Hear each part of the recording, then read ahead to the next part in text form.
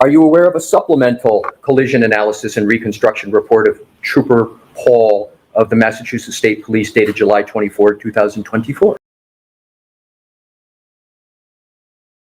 No, I'm not.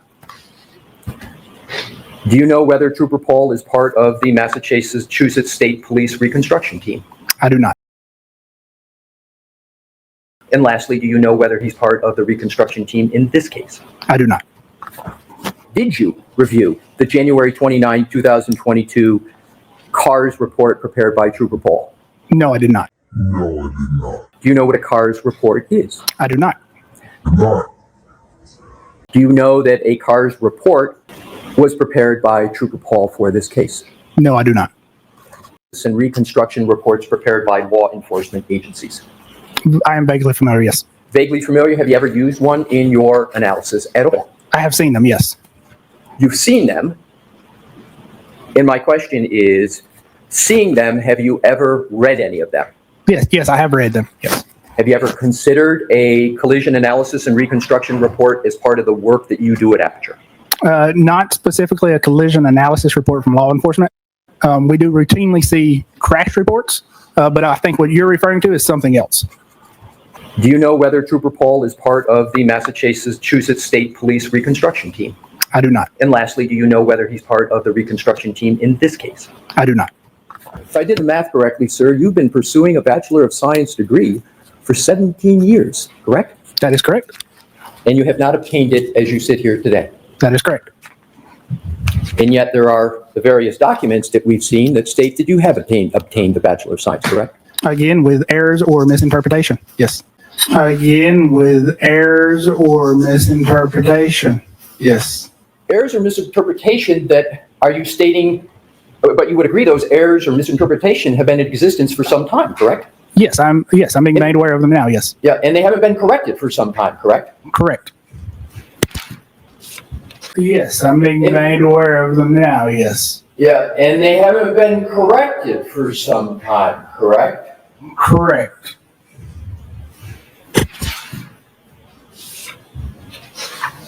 You know that he used that data to select a specific range for that text stream 1162.2 text stream event, correct? I don't know if select would be the right. I understand what you're saying. Yes. What term would you use? Sure. So based on the data, he's identifying the time approximately when that event would have occurred.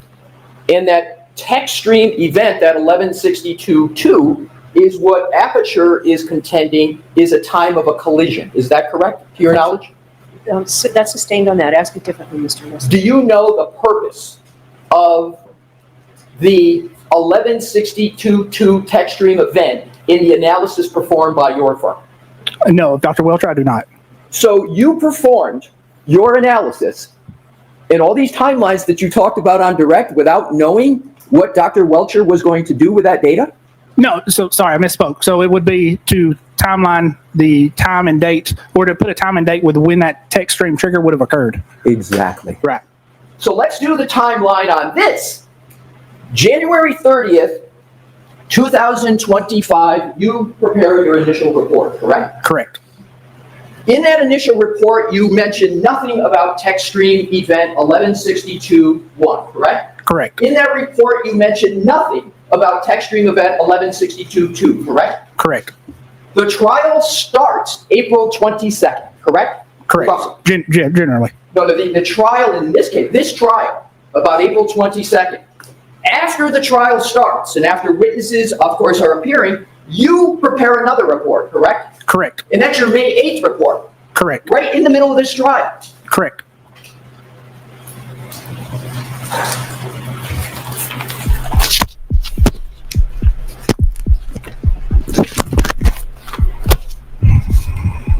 And right in the middle of this trial, you enlarge the number for the 21 to 29 range. That's bigger than what was in your first report, correct?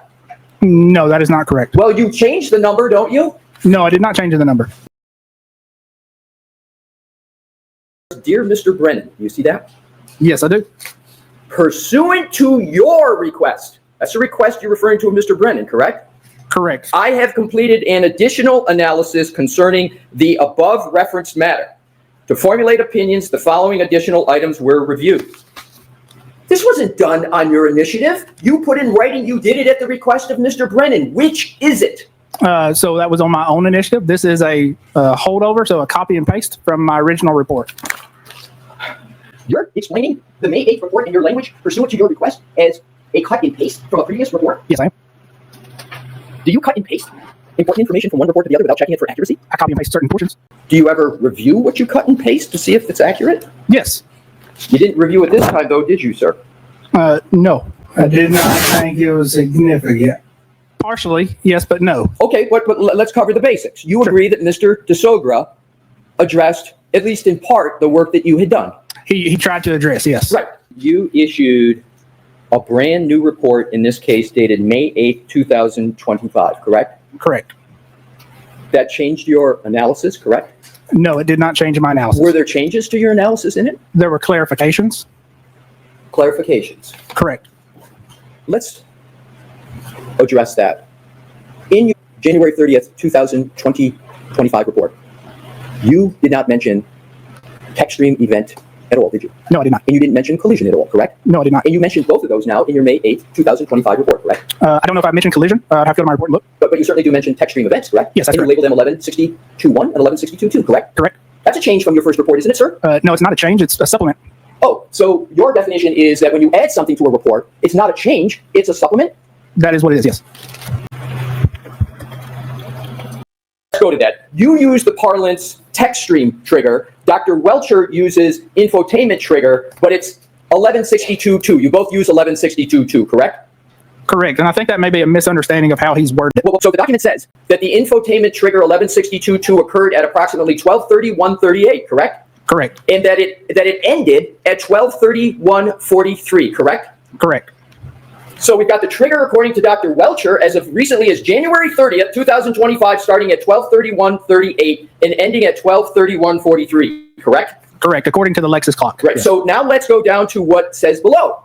Per report from Ian Whiffen, O'Keefe's cell phone data showed, quote, most notably, all device lock events, including the final lock event at 12:32:09, were user initiated by the user pressing the side button briefly. You see that, sir? I do. And did I read that correctly? You did, with the caveat that's according to the iPhone clock. Right. But in any event, that's what Dr. Welcher states on his slide, correct? Correct. Do you know, sir, that the iPhone data reported by Mr. Whiffen that you read, that Dr. Welcher references, do you know that report of Ian Whiffen says there was an end of a health event of 36 steps covering a distance of 84 feet that ended at 12:32:16, which is after 12:31:43? Yes. And you know that? Yes, with the caveat those clocks have not been adjusted. But you know that there was a end of health event of 36 steps covering a distance of 84 feet that ended at 12:32:16, which is after 12:31:43, correct? Correct. Just stating the comparison. So now what I'd like to do is to move on with regard to the analysis. You testified yesterday that the events on the timeline contained in your PowerPoint presentation that was displayed yesterday and presented to the jury were accurate, your words several times, down to the second, correct? Correct. Mr. Burgess, none of the 5 timelines that we just reviewed from your presentation are accurate at all, and certainly not down to the second. Am I right or am I wrong? You are wrong. You're wrong. Are you aware, and if we could go back to the first slide, which is slide 32, and we'll look at each of them quickly. Sure. Are you aware that all of the relevant events in the timeline you described in your presentation in these slides actually occurred on January 29th, 2022, not January 30th, 2022? Do you know that? This is January 30th, 2022. That's January 29th, correct. It's January 29th, 2022. And in terms of January 30th, I want to go back and make sure it's very, very clear. In your presentation, they actually occurred on January 29th, 2022, correct? The night of the incident, yes. Once that timeline crosses into midnight, it's January 30th, not January 29th, correct? Correct, yes, it is January 30th, yes.